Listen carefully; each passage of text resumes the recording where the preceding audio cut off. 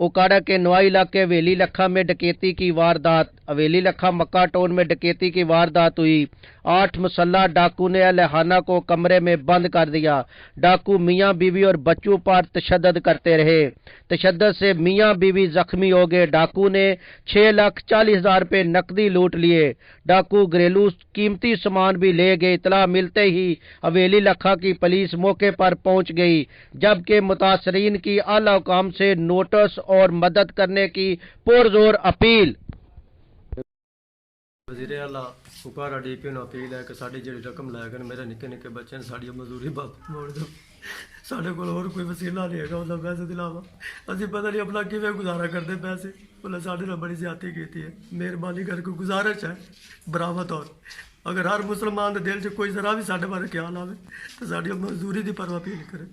मज़ीद खबरों और अपडेट्स के लिए लिंक विजिट कीजिए www.facebook.com/ShahnNewsHD। देखते रहिए शान न्यूज़ HD।